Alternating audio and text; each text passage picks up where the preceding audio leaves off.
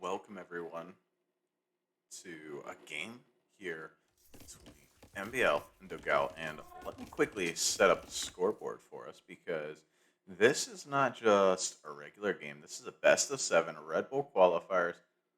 Oh, you know what? We return to map because we already have a scoreboard set up. All right, let's go. Best of seven Red Bull qualifiers in the first weekend, and the winner of this goes to Heidelberg. Loser gets a chance, another chance next weekend. Here we have on Red Bull Arabia dogao playing in the south here as the Mayans. Great Civ playing up against MBL in the north as the Chinese. And dogao going ahead to drop that archer, that watchtower on the gold.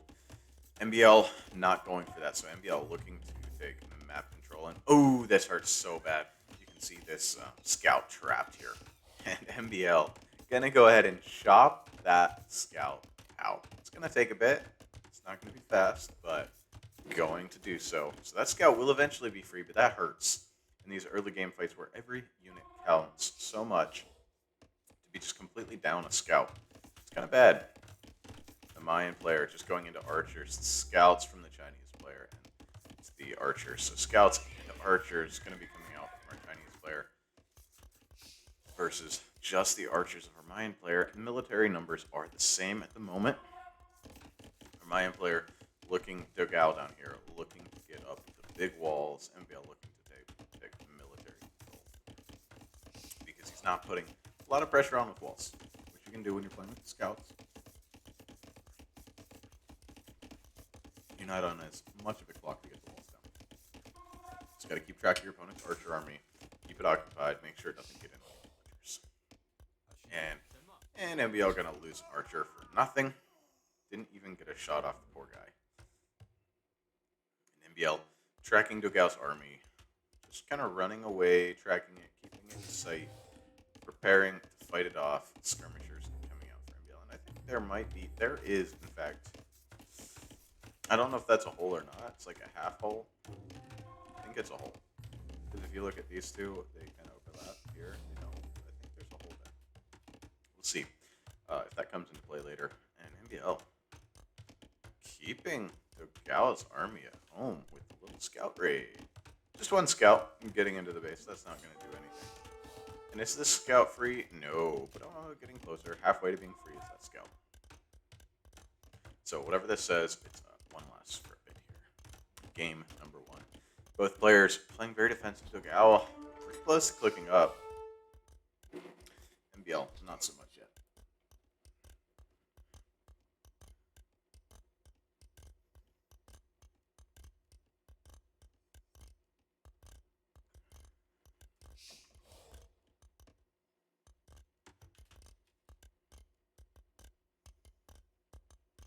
Not a whole lot going on. It's both players just looking at each other.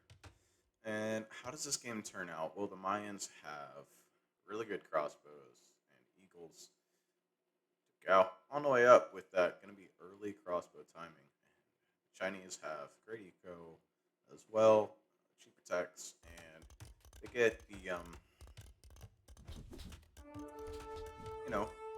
this is convenient. Anyway, they get the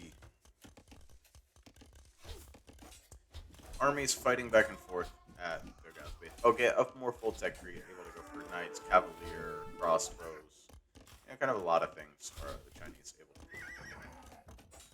Now, I will say this gold is pretty exposed on the front of dogao's base, which is why he towered it. So right on top of a hill in front of dogao's base is his main gold. The other gold's outside of his walls, on hills on the left. So not even going to be able to town center any of these golds. Town center might fit in close to one of them, but not going to be able to town center these golds. Whereas on the other hand, MBL, he has on the front of his base, one of his golds walled in, one of them outside, with not on a hill, so able to town center. And a second, his third gold is also walled in to his base, pretty far away from his base, but walled in nonetheless because of the way the wood lines are shaped. So both players looking at each other. MBL gonna have to run away, I would say, as soon as he realizes dogao has hit the next stage. dogao running away for now, waiting to hit the next stage. Hit castle H3, 2, 1. and dogao's Castle Age with a lot of archers. MBL trying to kill some before the upgrades come in and able to do so. Dogao a little bit careless there, having to delete some of his wall to run away, and a few archers down before the crossbow and bodkin upgrades come in. MBL should run away now, but instead he just comes on in. Says thanks for the invitation. I will gladly take it. Now I think he's overextended himself. Nope. Yep. Not really anything there, and just a spearman up here attacking MBL's wall from Dogao. MBL, he's like, what? You're gonna leave me in your base? Really? And there are 2 archers in there, so that is enough. 2 archers, a scout, and 6 skirmishers are enough to at least cause some problems. And 1 villager down, indeed. So these villagers, I don't know. 2 villagers down. And MBL in the Castle Age, making, I would say, more skirmishers. My question is there a whole... Does not seem like Dogao's going for it, but Dogao gets in on the wood line. Nope, does not get in. Or, yeah, doesn't get any villager kills. And these units gonna die eventually. Elite Skirm and Bodkin coming in, but still an archer and 5 skirmishers left. And that's not, absolutely nothing.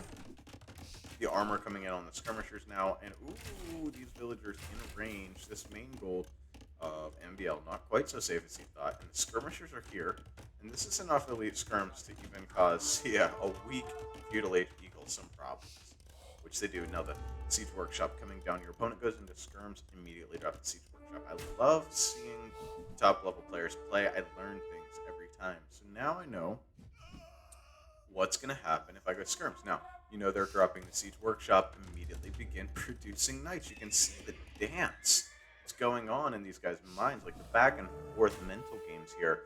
One player goes crossbow, the other goes skirmisher. So mangonels come out, so knights come out. So it's going to be knight skirm versus crossbow mangonel, and this is just such a common thing you see on Arabia. And it's actually, I'm a little tired of this type of thing. And the archers get deleted. Well, not actually deleted, but the skirmishers delete the archers, the crossbows. MBL making defense happen and dropping a 2nd and 3rd PC on one of those golds and a wood line. So, oh no! The scout dies. Peter the scout has died. And the skirm's trying to get the trap in, but here comes the mangonel. No shot as MBL does the anti-micro, and their micro right into the shot. And MBL continuing to push forward in spite of the fact there's a mangonel. But here, a couple knights and a siege workshop of his own. Does MBL see this town center? Let's see. MBL does not know about this town center here, but he has built this siege workshop in a great position. It's interesting, you could see the little ground effects of his house's foundations being dropped. No, MBL couldn't. So on the left side of Dogao's base, his town center, which protects this gold and in a way keeps this one a little more safe, is going to be threatened by the siege workshop. So MBL in the driver's seat, not commanding, just kind of putting in a hill to work with. So MBL is going to be up on this hill, firing down upon this DC on the flat ground. This is not a situation you like to be in. The 3 mangonels coming in the other side for Dogao. Dogao says 1 miss micro and your whole army's dead. But MBL, known for his mangonel micro, it's a 1 for 1 for 1 so far.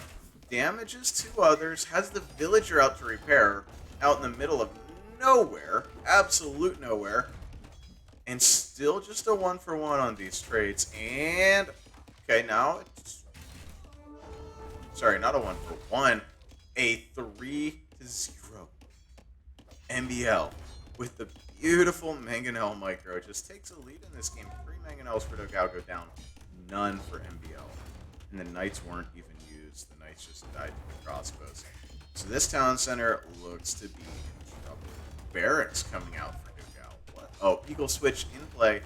I forgot he was Mayans for a second. Eagle Switch in play for our Mayan player as he realizes the crossbow play, that's done for.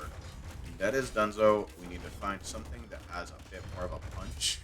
And our eco also not going to be able to expand, so something that we can just spam. And MBL sees the mangonel coming, steps back, and fires. No hits so far as Mangonel versus Mangonel, and MBL with the hill has just a big advantage here. Able to squash that one, so now that is 4-0 in the Mangonel. I don't know how we got over to there. 4-0 in the Mangonel. And a Scorpion coming out so confident about the fight with the Mangonels that he's quits making them with 3 Mangonels firing on this TC. Is it worth repairing dogao? I don't know at what point they stopped becoming worth repairing. MBL just going to go ahead and dive on the exposed villagers, and they can't get in the town center because it's so weak. MBL sniping off the villagers. Dogao calls it GG. Great game from MBL. That micro did tricks. So let's check the statistics here. Our military stats. MBL with the 2.04 KD. What a kill death ratio. The army highs essentially the same, but MBL able to use those skirmishers more effectively than the crossbows of dogao. Economically very similar game. The players within 103 of each other on overall resources collected. Technology stats. dogao with the 2-minute faster castle time, almost a minute and like 40 seconds faster. Didn't matter. Society. MBL slight villager lead as he moved to 3 TCs and has pressuring. And our APMs. Very similar for dogao and MBL. Again, didn't really matter. I hope you enjoyed this game. This is game number 1 as MBL has won this game. Game number 1. The best of set between MBL and dogao. The winner goes to Heidelberg Castle in Germany to play Red Bull Wololo Legacy, the biggest Age of Empires tournament ever as far as prize pool. Well, I hope you've enjoyed. We'll see you in the next video.